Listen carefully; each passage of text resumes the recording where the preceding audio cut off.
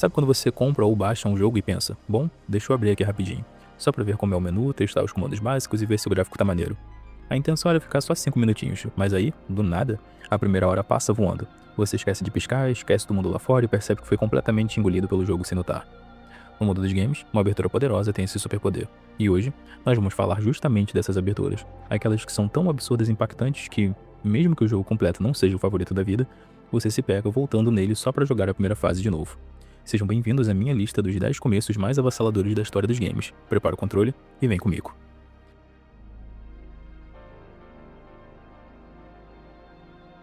Décimo lugar, Star Fox, Nintendo 64.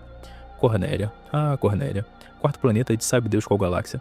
A primeira fase de Star Fox 64 é uma aula de como empolgar o jogador. A música heróica, o rádio do controle apitando com os seus companheiros falando e os caças Zero-Wing rasgando os céus da Cidade Azul.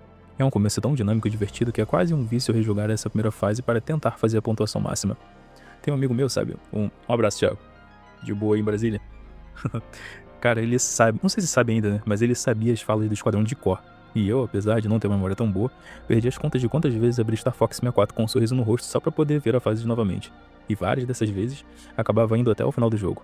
Um clássico que tem um lugar especial na minha memória.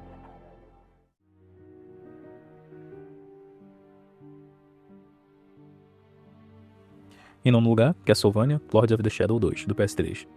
Existem aberturas que servem para te ensinar a jogar, e existem aberturas que servem para te fazer se sentir um deus. Castlevania Lords of the Shadow 2 segue a segunda opção. O jogo abre com Drácula no ápice do seu poder, bebendo sangue em seu trono dourado enquanto seu castelo é invadido por centenas de cavaleiros da Irmandade da Luz. A primeira fase é uma lição de brutalidade e escala. Você massacra exércitos com um chicote de sangue, usa poderes devastadores e termina escalando um titã mecânico colossal que está destruindo as torres do seu castelo. É um prólogo tão épico e apoteótico que, quando o jogo te joga para o presente e te deixa fraco, a única coisa que você quer é voltar e jogar aquele começo de novo. E honestamente, é exatamente o que fiz inúmeras vezes. Jogar com um rato não é tão legal, principalmente quando você sai de um vampiro hiper mega poderoso. Bom, esse é um jogo que nem de longe está entre os meus favoritos. Star Fox 64 mesmo é um exemplo de um jogo que eu gosto bem mais. Porém, essa abertura, meu irmão, esquece os críticos e dá uma chance, porque é simplesmente espetacular. Oitavo lugar, Jedarius PS1. Nos anos 90, os jogos de navinha precisavam te conquistar no primeiro segundo, e Jedarius no PS1 fez isso de um jeito monumental. Esquece aquela ideia de começar enfrentando inimigos pequenos, o jogo te joga em um cenário espacial lindo, com gráficos 3D que eram revolucionários pra época. Honestamente, eu ainda acho muito bonita. E uma música que, não importa quantos anos passem, permanece intacta na minha cabeça. Em minutos, você está cara a cara com um chefe colossal em forma de um peixe mecânico. A trilha sonora, vanguardista e a mecânica de capturar os inimigos para usar como escudo ou disparar um laser devastador faziam aquela primeira fase parecer o clímax de um filme de ficção científica. Era exatamente assim que eu me sentia quando jogava esse joguinho. É impossível jogar o começo e não querer ir até o final da linha. Lembro como se fosse hoje, de ir até o bar do seu Geraldo, que é inclusive até com o amigo Thiago aí várias vezes, né? Próximo aqui à minha casa.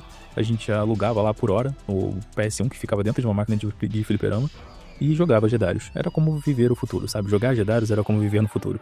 A direção de arte, o primeiro chefe colossal, as mecânicas de captura, era tudo tão memorável e nostálgico.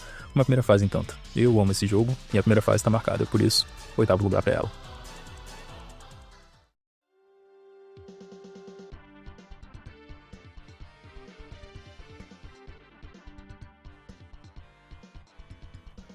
Sétimo lugar, Hagane, Super Nintendo. Vamos abrir aqui uma lista com uma das joias mais brutais e subestimadas do Super Nintendo. Ao menos na minha época. Jogar Hagane nos anos 90 me dava a sensação de que eu tinha achado One Piece.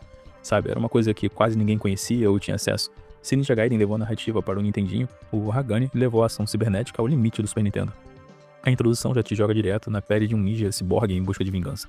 O impacto aqui é mecânico. As mecânicas no jogo eram absurdas. Era como você conseguir jogar um Metroidvania com todas as armas habilitadas. O boneco parecia que estava com cheat, é sinistro. Você conseguia lançar várias piruetas, cada uma delas você habilitava uma habilidade diferente. Eu não me via com vontade de você ter passado a fase da maneira mais eficiente possível. Eu queria passar da maneira mais bonita e espetacular que eu conseguisse. Isso talvez faça você pensar que o jogo era fácil. Errado. O jogo é muito, muito complicado e eu mesmo nunca passei do começo das primeiras fases, mas ainda assim, eu rejoguei inúmeras vezes e cada uma das vezes que eu jogava, eu fazia de forma diferente, explorando novas armas e habilidades. Por isso, está aqui no sétimo lugar, Hagane.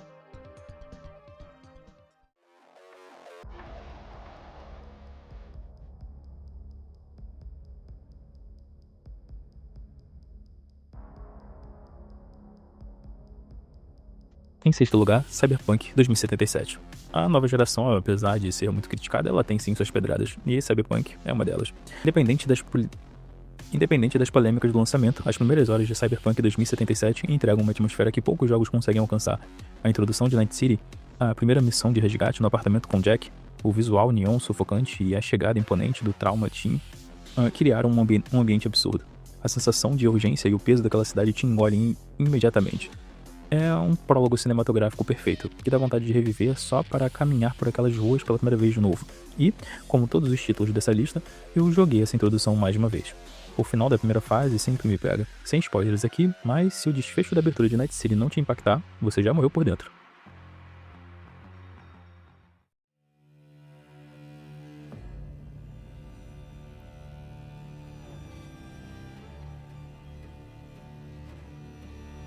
Em quinto lugar, Call of Duty Modern Warfare 3. Na nova geração, a Operação 627 é o puro soco de cinema de ação blockbuster. A infiltração de Kulag no meio de uma tempestade noturna, o uso da visão noturna, o silêncio que se transforma em um caos absoluto para extrair Makarov. O visual da nova geração é tão absurdo que parece que você está dirigindo um filme de 007 ou Missão Impossível. É o ápice da adrenalina militar de logo de cara. Essa abertura é muito forte. Eu estava afastado da franquia há muito tempo.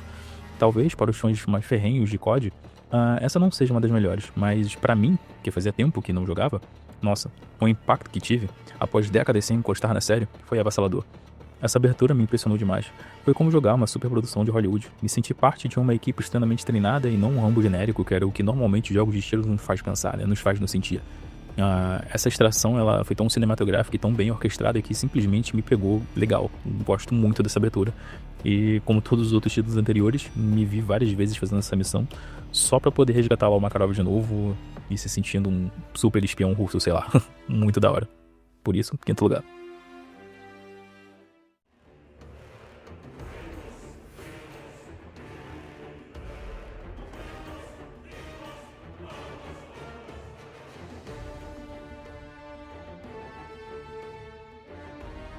Em quarto lugar, God of War 3. Minhas definições de escala épica foram completamente atualizadas com God of War. Kratos subindo o Monte Olimpo nas costas de Gaia é uma sequência direta de conclusão absurda do segundo jogo. O mundo está desabando ao redor e a primeira batalha de chefe é simplesmente contra Poseidon. Sério, é insano pensar nisso. É uma das melhores batalhas que já vi na vida, ponto final. Ela supera por muito várias lutas contra chefões finais que outros jogos por aí, até jogos grandes, não tem chefes finais tão interessantes quanto o primeiro chefe de God of War 3. E isso acontece logo na primeira fase, né?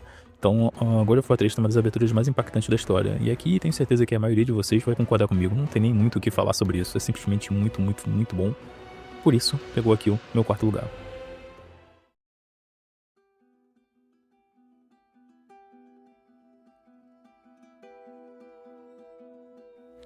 Terceiro lugar, The Last of Us, PS3. Se estivéssemos falando do primeiro capítulo de uma novela dramática ou de um início de um filme vencedor de Oscar, o prólogo de The Last of Us ganharia todos os prêmios. A genialidade de começar controlando Sarah e a forma como ela e Joel são apresentados é uma aula de roteiro. Em muito pouco tempo, você compra facilmente a relação entre pai e filha, uma dinâmica que é fundamental para o peso narrativo do jogo inteiro. Me lembro perfeitamente de me perguntar na época, videogame pode mesmo fazer isso? Nunca tinha visto nenhuma narrativa que sequer chegasse próximo a esse nível de qualidade. O impacto dessa abertura é visceral, extremamente bem escrito. Não há muito o que dizer além de afirmar sem medo de errar que é uma obra-prima e que certamente entra com louvores no primeiro lugar de muitos de vocês. É, sem dúvidas, um dos começos mais poderosos da história da indústria. Por isso, o terceiro lugar. Sega. Em segundo lugar, Sonic Adventure Dreamcast. Talvez para alguns de vocês soe estranho que um jogo de Sonic posicionado à frente de The Last of Us, God of War e tantos outros títulos gigantes. Acontece que só quem viveu a época tem a real dimensão do impacto que foi assistir a fase da baleia pela primeira vez. O poder do Dreamcast era surreal. O mundo ainda estava habituado ao visual do PS1 e do Nintendo 64, então ir à locadora e ver o Sonic daquela forma, cara, essa primeira fase ditou o tom da geração por um bom tempo. Quem viveu a era do Dreamcast lembra do que foi entrar na Emerald Coast pela primeira vez. A praia paradisíaca, a música com aquela guitarra de rock heróico e de repente a câmera muda para um ângulo cinematográfico e uma orca gigante começa a despedaçar a ponte de madeira logo atrás de você, enquanto você corre em direção à tela. Aquilo quebrou a banca em 99. Era a prova de que o Sonic 3D não era só rápido, ele era espetacular. É uma fase curta, energética e que dá vontade de jogar em um loop eterno, e assim eu o fiz por muitas vezes.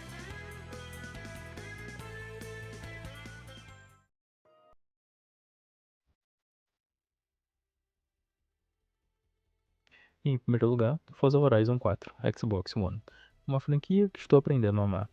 Fazia muito tempo que um jogo de corrida não me chamava atenção. Desde o declínio de Need for Speed, meu interesse no gênero tinha despencado. Até que, próximo à pandemia, comprei um Xbox One.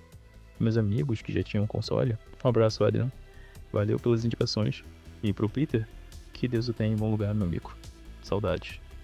Bom, eles me falaram Gears, Forza e Halo. Você precisa conhecer esses títulos. Tem tudo no Game Pass. E assim, eu fiz. Forza Horizon 4, né? Foi o meu primeiro contato com a franquia. E que primeira impressão poderosa. Eu não estava nem um pouco preparado para aquilo. Forza Horizon 4 entregou uma das melhores aberturas de todos os tempos. Em menos de 10 minutos, o jogo te faz pilotar supercarros e carros de rally através de 4 estações do ano, com transições dinâmicas perfeitas ao som de uma trilha sonora eletrônica impecável. É uma celebração visual que te dá as boas-vindas ao festival de um jeito que você só quer acelerar e esquecer do resto do mundo. Eu fiquei absolutamente maravilhado com o que vi. Forza foi um jogo que me fez perceber, mesmo depois de mais velhinho, a magia dos videogames ainda é totalmente capaz de nos encantar. E sobre essa questão de você esquecer do mundo lá fora, Forza é uma franquia que faz isso pra mim desde sempre, desde que eu conheci. Uma franquia que você entra às vezes depois de um dia cansativo, liga, pega um carro e só fica passeando por aí sem pensar em muita coisa, ouvindo alguma música que te agrada. Cara, pra mim, Forza Horizon ele ganhou esse primeiro lugar com méritos por conta de como ele me fez se sentir depois de tanto tempo com videogames. Mas e você?